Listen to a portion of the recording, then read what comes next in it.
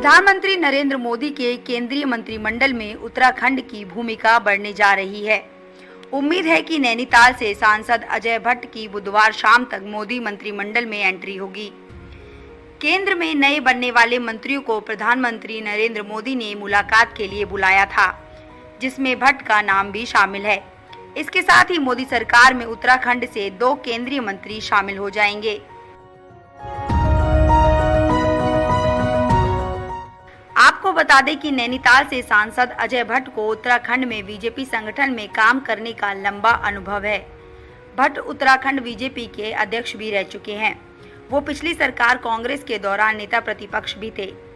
पिछले विधानसभा चुनाव में पार्टी के प्रदर्शन में उनके योगदान को सराहा जाता है।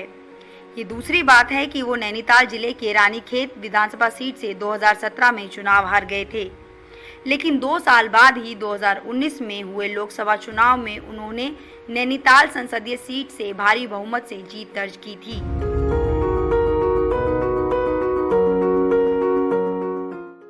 अजय भट्ट का जन्म 1 मई 1961 को अल्मोड़ा जिले के रानीखेत क्षेत्र में हुआ था। उनका पैतृक गांव ढंकाल है। उनके पिता का नाम कमलापति भट्ट था। अजय भट्ट ने अल्मोड़ा कॉलेज से BA LLB का 5 साल का कोर्स किया था। अजय भट्ट जब काफी युवा थे तभी उनके पिता का निधन हो गया था और उनके 2 भाइयों का भी कुछ समय बाद ही निधन हो गया था, लेकिन उन्होंने हार नहीं मानी। अपने कंधों पर जिम्मेदारी लेते हुए अपने बड़े भाई के साथ परिवार को आगे बढ़ाया।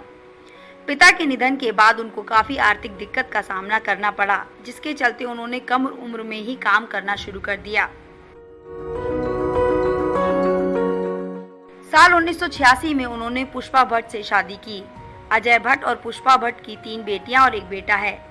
पुष्पा भट्ट एक पूर्व जज हैं और वर्तमान में नैनीताल हाई कोर्ट में वकालत करती हैं। अजय भट्ट भी एक मशहूर और काबिल वकील के तौर पर अपने आप को सिद्ध कर चुके हैं और उन्होंने जनता के हित में कई जनहित याचिकाओं के जरिए न्याय की लड़ाई भी लड़ी है। सन 1985 में उन्होंने भारतीय जनता पार्टी की युवा इकाई भारतीय जनता युवा मोर्चा में शामिल होकर राजनीति की शुरुआत की। वो जल्द ही भारतीय जनता युवा मोर्चा उत्तर प्रदेश इकाई की वर्किंग कमेटी के सदस्य बन गए। उन्होंने अल्मोड़ा जिले के संगठन मंत्री के तौर पर भी काम किया है। प्रदेश में तो वो जनता के प्रति अपनी पूरी जिम्मेदारियों को बड़ी ईमानदारी से निभाते आ रहे हैं। अब सरकार उन्हें केंद्रीय मंत्रिमंडल में शामिल कर देश की सेवा में लगाना चाहती है। News desk.